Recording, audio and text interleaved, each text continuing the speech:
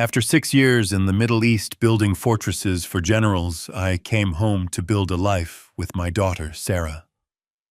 I expected hugs and tears of joy. I expected to see the architect I raised standing tall in the doorway of the Victorian mansion I bought for her. I did not expect to find a broken woman on her knees in a maid uniform scrubbing the floor of her own house. And when I reached out to touch her shoulder, she flinched and called me sir. That was the moment I realized I had not returned to a home. I had walked into a crime scene. Before I tell you how I tore their world apart brick by brick, let me know in the comments if you have ever had to fight for someone who could not fight for themselves. Hit like and subscribe if you believe justice is a dish best served cold. My name is Rexford Dalton, and I am 71 years old. Most men my age are worrying about their golf handicap or their blood pressure medication. I was worrying about how much structural damage a family could sustain before it collapsed completely. The taxi ride from Seattle-Tacoma International Airport felt like it took a lifetime. The rain hammered against the windows, a relentless gray drumbeat that matched the rhythm of my heart. I had been away too long. 6 years of consulting on infrastructure projects in conflict zones where the sand gets into your soul and the heat melts your patience. I told myself I was doing it for Sarah. I told myself I was securing her future, amassing a fortune so she would never have to work a day in her life unless she wanted to. But as the taxi wound its way up the private drive of the Queen Anne estate, I realized the truth. I had been running away from the memory of my wife's funeral, running away from the silence of an empty house. I paid the driver and stood in the rain staring up at the house. It was magnificent. The slate roof gleamed wet and dark. The brickwork was impeccable. I had transferred the deed to Sarah 5 years ago, a wedding gift when she married Blake Anderson. A real estate developer, she said. A man with vision, she said. I had my doubts, but I was 5,000 miles away, and her voice sounded happy on the phone. I wanted her to be happy. I walked up the stone steps, my duffel bag heavy on my shoulder. I did not ring the bell. I still had my key, the heavy brass key Sarah had mailed me years ago, saying this would always be my home too. I wanted to surprise her. I wanted to see her face light up before she could compose herself. I unlocked the door and stepped inside. The foyer was warm and smelled of lemon polish and expensive lilies. Crystal chandeliers cast a prism of light across the marble floors. It was silent. Too silent. Not the silence of peace, but the silence of a held breath. I walked toward the living room, expecting to see Sarah at her drafting table, or perhaps entertaining guests. Instead, I saw a figure huddled near the fireplace. A woman. She was on her hands and knees, scrubbing a spot on the hardwood floor with a frantic intensity. She wore a gray uniform, the kind you see in old movies or high-end hotels. A white apron was tied around her waist. It was filthy, stained with grease and cleaning fluids. "Excuse me," I said, my voice echoing in the cavernous room. "I am looking for Sarah Anderson." The woman froze. Her shoulders hunched up as if expecting a blow. She turned her head slowly, and the air left my lungs. It was Sarah. But it was not my Sarah. My Sarah had bright eyes and a spine of steel. This woman looked 20 years older than her 34 years. Her hair was chopped short and uneven. Her skin was sallow, stretched tight over her cheekbones. And her eyes. There was no light in them, only a dull, terrified haze. "Sarah," I whispered, dropping my bag. "It is me. It is Dad." She did not smile. She did not rush to me. She scrambled backwards, scuttling across the floor like a frightened animal until her back hit the sofa. She held the scrub brush up like a shield. "Please, sir," she stammered, her voice raspy and broken. "I am hurrying. The spot is almost gone. Please do not tell Mr. Anderson. I will lose my credits for the day. I will not eat. Please, sir." I took a step forward, my hands shaking. "Sarah, what are you talking about?" Look at me. It is your father. I am home. She blinked rapidly, trying to process the information, but the wall of fear was too thick. She looked at my boots. You are wearing shoes on the floor, she whispered, horrified. Mr. Anderson forbids shoes. You are making it dirty. I have to clean it. I have to clean it before he sees. She lunged forward not to hug me, but to wipe the non-existent mud from my boots with her apron. I grabbed her wrists. They were thin as twigs. And then I saw them. Bruises. Old yellow ones and fresh purple ones blooming like dark flowers up her forearms. My combat instincts flared hot and violent. Someone had put their hands on my daughter. Someone had turned my brilliant architect into a trembling servant in her own home. Who did this? I growled, the sound rumbling deep in my chest. Sarah, who did this to you? Before she could answer, the sound of slow, deliberate clapping came from the grand staircase. I looked up. Descending the stairs was a man in a bespoke navy suit. He looked impeccable. Every hair was in place. He wore a smile that did not reach his eyes. Beside him was a woman I did not know. Younger, sharp features.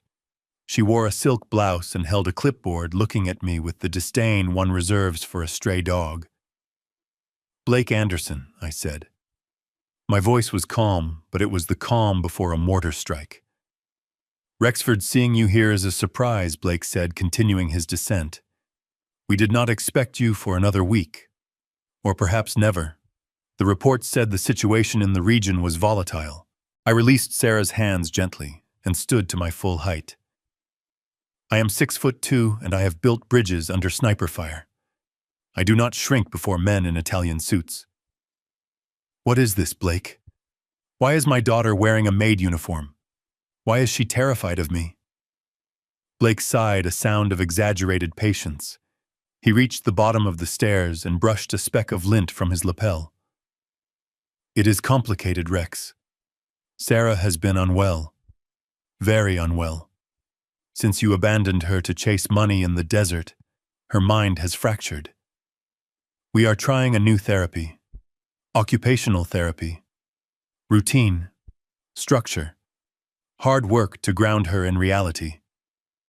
Therapy, I spat, pointing at Sarah, who had curled into a ball on the floor. You call beating her therapy. You call treating her like a slave therapy. I took a step toward him, my fists clenching. I was going to break his jaw. I was going to tear that smug smile off his face. But before I could close the distance, two men stepped out from the shadows of the hallway. They were big, thick-necked private security types. They blocked my path, their hands resting near their waists, suggesting concealed weapons. Careful, Rex, Blake said, his voice dropping an octave. You are a guest. An uninvited guest. Do not make me call the authorities. A violent old man with a history of PTSD attacking a respected businessman. It would not look good on the news. I looked at the bodyguards, then back at Blake. I assessed the tactical situation. 2 hostiles, 1 primary target. I could take them. But Sarah was right there. If a fight broke out, she would be collateral damage. I forced my muscles to relax. I needed intel before I launched an offensive. She does not recognize me, I said, fighting to keep my voice steady. Dissociative amnesia, Blake said smoothly. A side effect of her condition. And the medication. Monica here manages her daily regimen. The woman with the clipboard stepped forward. She looked at Sarah with cold, clinical eyes. Subject 894, get up, Monica commanded. You are disturbing the guest. Go to your quarters. Sarah scrambled to her feet instantly.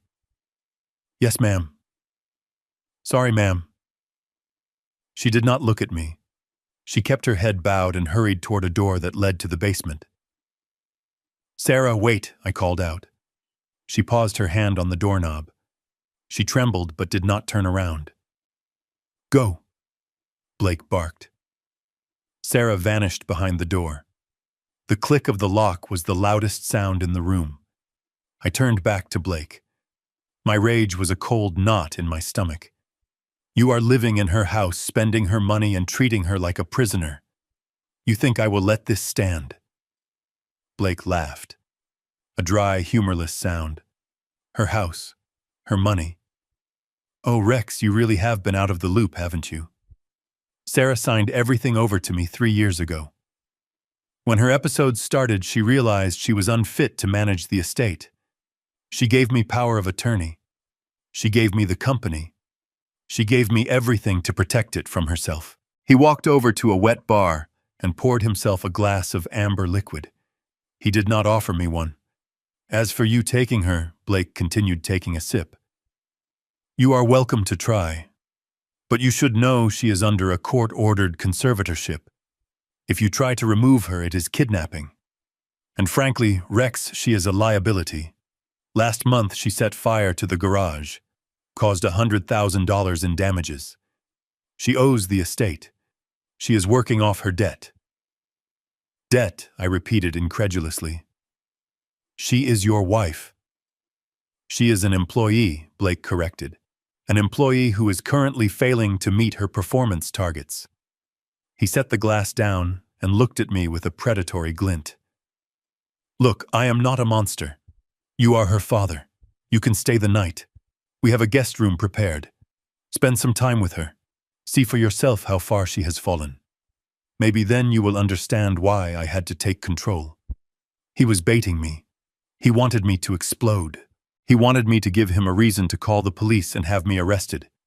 He knew that if I was in a cell, I could not help Sarah. I swallowed the bile rising in my throat. I had to be smart. I had to be the engineer, not the soldier. I needed to find the cracks in his foundation. Fine, I said. I will stay. Monica smirked. I will show you to your room. Do not wander around at night, Mr. Dalton. The security system is very sensitive. It might mistake you for an intruder. I followed her up the grand staircase, the same stairs my daughter should have been walking down as a queen.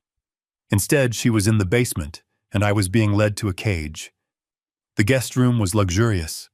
King-sized bed, silk curtains, a view of the Space Needle in the distance. But as soon as the door closed, I began my sweep.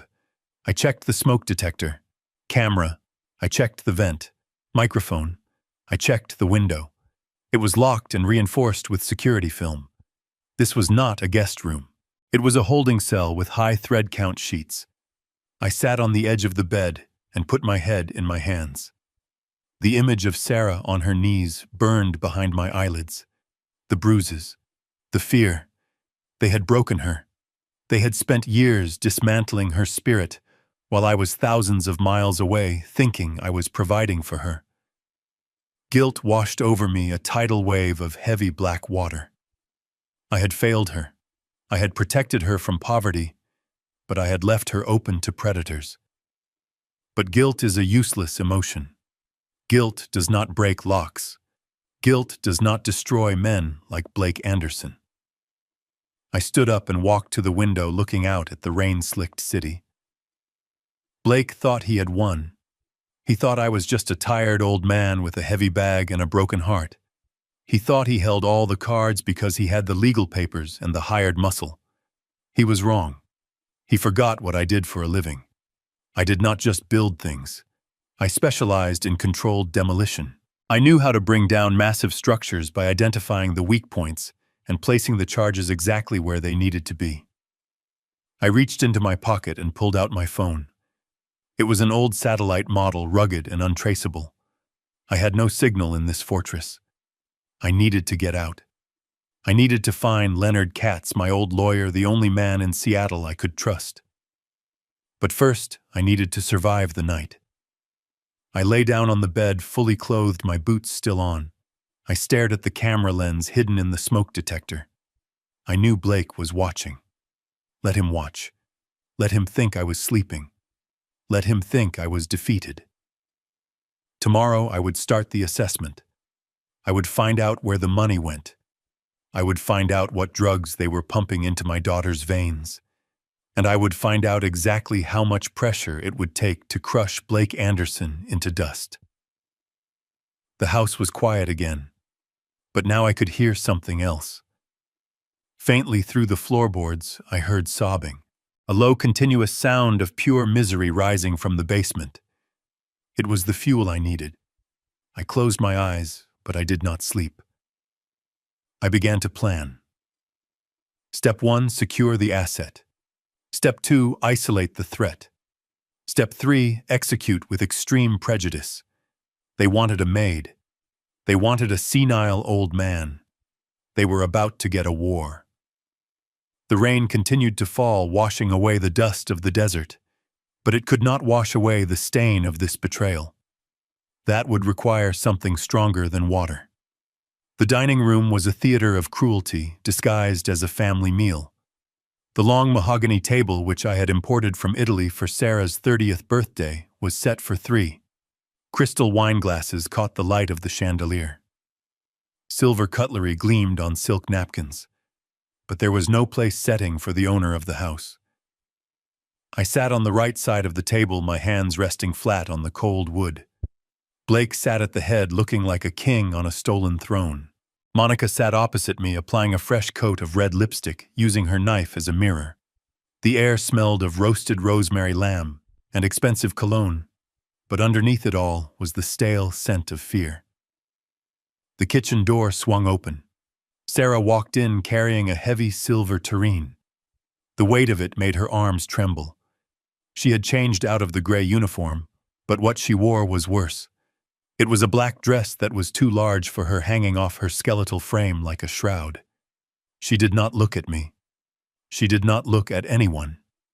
Her eyes were fixed on the soup tureen, as if carrying it without spilling was the most important mission of her life. "Careful now," Blake said, his voice dripping with false concern. "Do not embarrass us, Sarah.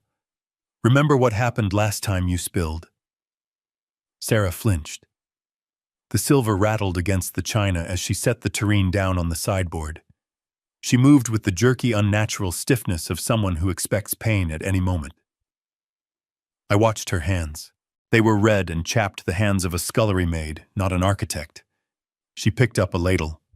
"Serve the guest first," Monica commanded, not looking up from her phone. "And do not drip on the tablecloth. It is Egyptian cotton." Sarah moved to my side. I could hear her breathing. It was shallow and rapid, like a panicked bird. I smelled the harsh chemical scent of bleach clinging to her skin, masking her natural perfume of vanilla and jasmine that I remembered. She ladled the steaming bisque into my bowl. Her hand shook violently. A single drop of orange liquid landed on the rim of the plate. Sarah gasped. She reached into her apron pocket and pulled out a rag, instantly wiping the spot away. "I am sorry, sir," she whispered. "I am so sorry." "It is fine, Sarah," I said softly. "It is just soup." She froze at the sound of my voice. For a second her eyes flickered toward me, and I saw a ghost of recognition. A spark of the daughter who used to build pillow forts with me. But then Blake cleared his throat. It was a sharp, percussive sound that snapped the invisible tether between us. Sarah's eyes went dead again. She moved to serve Monica. Monica waited until Sarah was leaning over her. Then, with a movement so subtle I almost missed it, she shifted her elbow. She bumped Sarah's arm. The ladle tipped. Hot bisque splashed onto the table, and a few drops landed on Monica's bare wrist. "You clumsy idiot!" Monica shrieked, jumping up and knocking her chair back. "You burned me! Look what you did!" I knew she did it on purpose. I saw the malicious glint in her eyes before she screamed. But Sarah did not defend herself. She dropped the ladle and fell to her knees, pressing her forehead against the floor. "Please forgive me," she sobbed. "I am clumsy. I am stupid. Please do not lock me in the quiet room." Blake stood up, sighing theatrically. He walked over to Monica and inspected her wrist. There was not even a mark. He kissed it gently, then turned his cold gaze to Sarah. "This is what I was telling you," Rex Blake said, shaking his head. "She cannot control her motor functions. She is a danger to herself and others. We try to give her a normal evening, and she ruins it." He looked down at his wife, who was trembling on the floor. Sarah, clean it up, now. I gripped the edge of the table. The wood groaned under the pressure of my fingers. Every instinct in my body screamed at me to launch myself across the table. I wanted to drive my fork into Blake's hand. I wanted to smash Monica's face into the soup she had spilled. The violence inside me was a physical thing, a dark animal clawing at the bars of my ribcage. But I did nothing. I sat there like a statue. If I attacked them now, they would call the police. They would show the footage of Sarah's unstable behavior. They would paint me as the aggressor. I would be in jail by midnight, and Sarah would be alone with them forever. I had to endure this. I had to let the poison enter my system, so I could synthesize the antidote. Sarah scrambled to her feet. She did not grab a towel. She grabbed the napkins from our laps. She began to wipe the table, her movements frantic and desperate. She scooped the hot spilled soup into her bare hands to keep it from dripping onto the rug. The heat must have been searing, but she did not flinch. She was immune to small pains now. Disgusting. Monica sneered, sitting back down. I have lost my appetite. Blake sat down as well, ignoring Sarah, who was now crawling under the table to check for drips. He picked up his wine glass and swirled the dark red liquid. So, Rex, let us talk about the future, Blake said, as if his wife was not currently beneath his feet wiping the floor. I assume you came back because you ran out of money. The construction business in the Middle East dried up years ago. I can help you. I am generous. I can set you up in a small apartment downtown. Something quiet. Assisted living, perhaps. I looked at him. He was trying to assert dominance. He was trying to buy me off with pocket change. He had no idea he was talking to a man who had negotiated contracts with warlords. I am not here for charity, Blake, I said, keeping my voice level. I am here to see my daughter. Blake laughed. He nudged Sarah with his foot under the table. She flinched, but stayed silent. You are seeing her. This is her reality, Rex. But let us be honest. You are old. You do not understand modern finance. You bought this house with brick and mortar money. Old money. I have leveraged this asset into something much bigger. I am building an empire. Crypto, NFTs, high-yield private equity. He leaned forward, his eyes shining with the manic light of a gambler who thinks he has a system. In fact, I am closing a deal next week that will triple our net worth, Blake bragged. A major conglomerate is buying my firm. The Anderson Group will be global. And do you know what the best part is? I built it all with Sarah's inheritance. She was sitting on a gold mine, and she was too afraid to dig. I liberated that capital. He was confessing. He was so arrogant he did not even realize he was handing me the ammunition. He admitted to using her inheritance. He admitted to leverage. In my mind, I was recording every word. And what happens to Sarah when you sell? I asked, glancing down. Sarah had finished cleaning. She was kneeling beside Blake's chair, waiting for permission to leave. She goes where I go, Blake said, patting her head as if she were a retriever. She needs me. Without my guidance, she would be institutionalized. The state would take everything. I am her guardian angel. Monica giggled. She took a piece of bread and tore off a chunk. She dropped it on the floor next to Sarah. Oops, Monica said. Butterfingers. Sarah looked at the bread. She looked at Blake. Blake nodded slightly. Eat it, Sarah, Blake said softly. You worked hard cleaning that mess. You deserve a reward. I stopped breathing. The world narrowed down to that piece of bread on the Persian rug. This was not just abuse. This was dehumanization. They were breaking her connection to humanity. They wanted her to believe she was a dog, so she would never stand up like a human. Sarah hesitated. Her eyes met mine under the table. For a second, I saw the shame burning in them. She knew. Somewhere deep inside the fog of drugs and trauma, she knew this was wrong, but the fear was stronger. She reached out with a trembling hand and took the bread.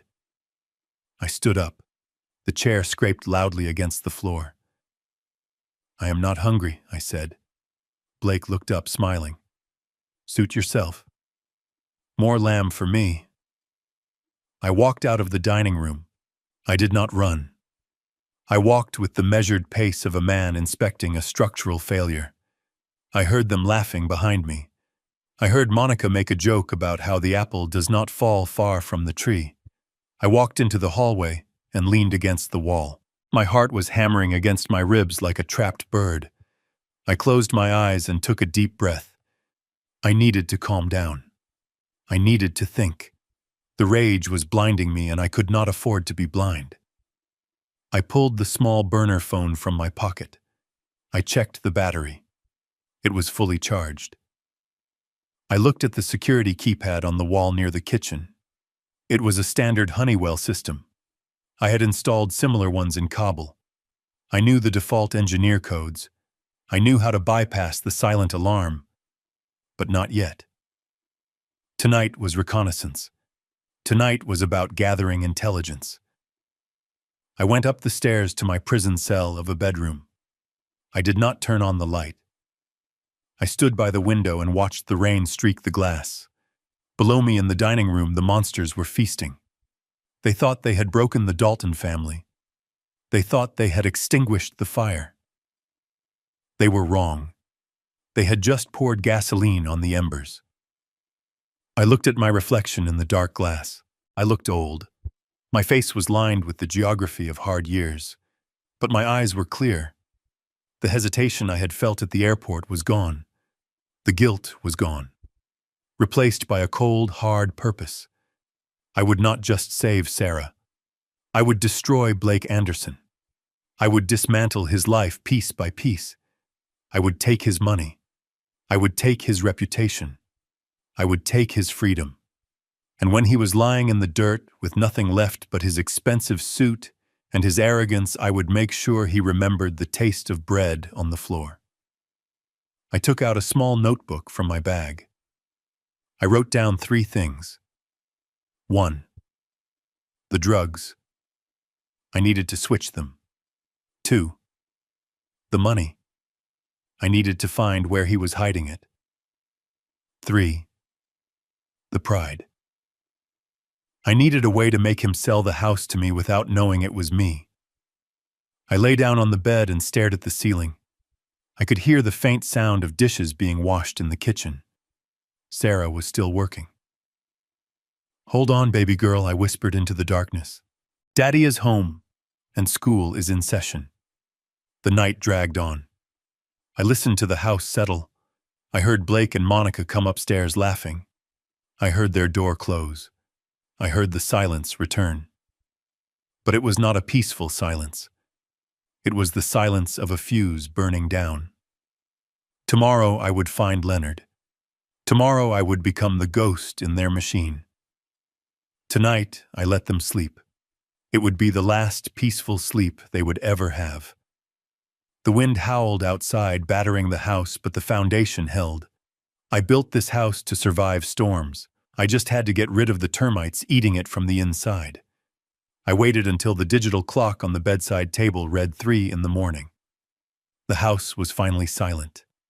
The aggressive rain had softened to a steady weeping against the reinforced glass. I had not slept. Sleep is a luxury for the innocent, and tonight I was neither innocent nor safe. I was an insurgent in enemy territory. I sat on the edge of the bed, fully dressed, my boots laced tight. I had spent the last 4 hours listening to the rhythm of the house, learning its breathing patterns. The central heating unit kicked on every 45 minutes with a low rumble. The security patrol car passed on the street below, every hour on the hour. Blake and Monica had stopped moving around upstairs at midnight. It was time. I moved to the door. It was locked from the outside. A simple privacy lock they thought would hold an old man. They forgot that locks are just mechanical puzzles, and I have been solving puzzles since I was a boy.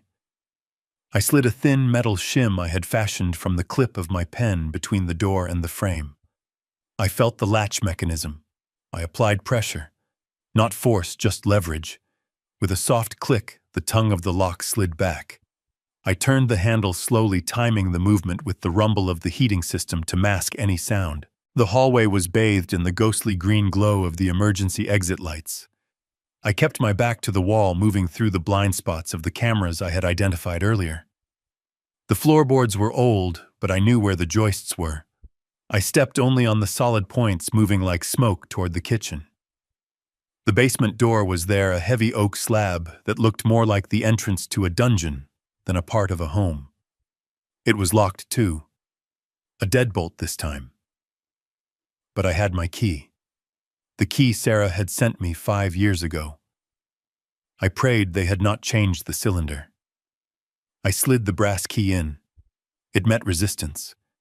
My heart hammered against my ribs. I wiggled it slightly, applying gentle torque. The tumblers fell into place. The lock turned. I opened the door, and the smell hit me instantly. It was the smell of a neglected institution. Damp concrete, mold, stale urine, and beneath it all the sharp chemical tang of industrial disinfectant. It was the smell of despair. I descended the wooden stairs. They creaked under my weight, and I froze, counting to 10, waiting for a reaction from above. Silence. I continued down into the darkness. I pulled my penlight from my pocket and clicked it on, shielding the beam with my fingers to create a narrow, focused sliver of light. The beam cut through the gloom and landed on a scene that will haunt me until my dying day. This was not a guest suite. This was not a bedroom. It was a cell. The walls were bare concrete, weeping with moisture. There were no windows. In the corner sat a plastic bucket. In the center of the room, on a thin, soiled mattress, lay my daughter. She was curled into a fetal position, shivering beneath a single thin blanket.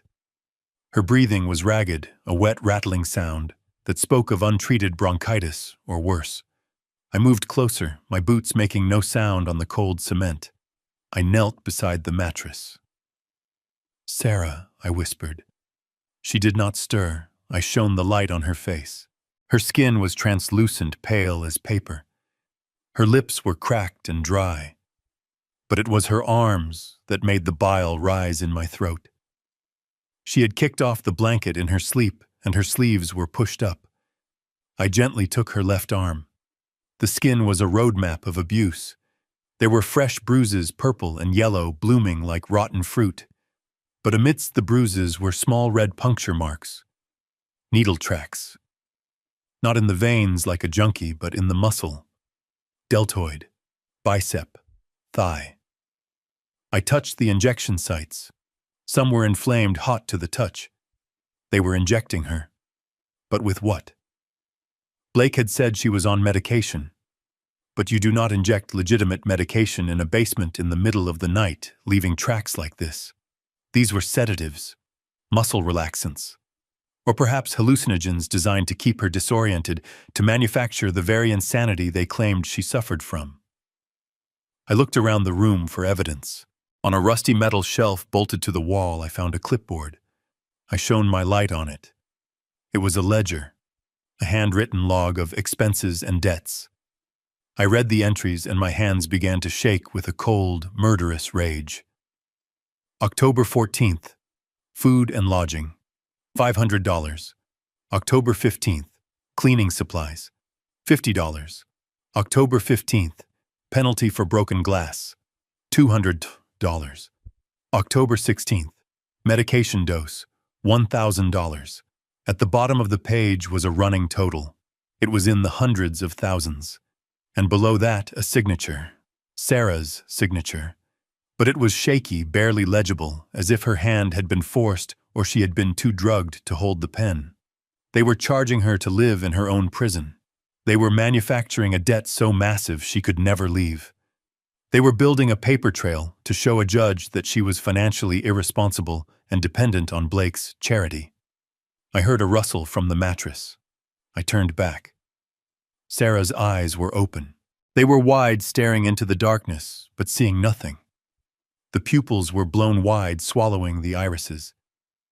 She looked straight at me, but there was no recognition. No, she whimpered, shrinking back against the wall. No more medicine. Please, Monica. My arm hurts. I will be good. I promise I will be good. Sarah. It is me, I said, keeping my voice low and soothing. It is Dad. I am not Monica. I am not Blake. She shook her head violently. You are tricking me. You always trick me. You say you are Dad, but then you use the needle that makes the spiders come. My heart shattered. Hallucinogens. They were giving her psychotropic drugs to induce visions, to make her terrified of her own shadow.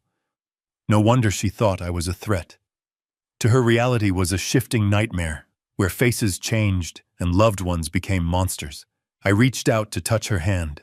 She flinched, as if I had burned her. I signed the paper. She babbled, her words slurring. I signed the fire paper. I admitted it. I burned the garage. Blake said if I signed, he would let me sleep upstairs. But he lied. He always lies. I froze. The fire. Blake had mentioned she set fire to the garage, but here she was saying she signed a confession under duress. Did you start the fire, Sarah? I asked gently. She began to rock back and forth. Blake gave me the lighter. He put it in my hand. He said, "Hold this while I take a picture." Then he dropped the rag. The fire was so hot. He laughed. He took the picture and said, "Now I own you. If you try to leave, I will show the police. I will show them the crazy arsonist." I closed my eyes. It was a setup, a classic frame job. He staged the crime, documented her presence, and used it as blackmail. It was brilliant. It was evil. And it was airtight. Unless I broke the seal. Sarah continued to mutter. He is selling the house. I heard him. He is selling the house to the Vulture Fund. He says I have to leave. He says I have to go to the state hospital, the one with the metal beds. Please do not let him send me there. I will work harder. I will scrub the floors until they bleed. Just let me stay. I grabbed her shoulders firmly, stopping her rocking. I needed her to hear me. I needed to plant a seed of truth in the garden of lies they had planted in her mind. Sarah, look at me. She blinked, trying to focus. Tears leaked from her eyes, running down her hollow cheeks. I am real. I am here. And I know about the land. Her breath hitched. The land, she whispered. Yes. The land under the house. The rights. Do you remember what we did? Before the wedding. The trust. Her brow furrowed.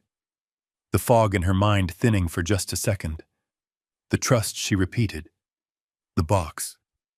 The safety deposit box. Yes, I said, intense and urgent. You did not sign the land over to him, did you? Even with the drugs, even with the fear. You kept that secret. She nodded slowly, a child confessing a sin. He asked. He hit me and asked. I told him I lost the papers. I told him I did not know. I kept it safe, Daddy.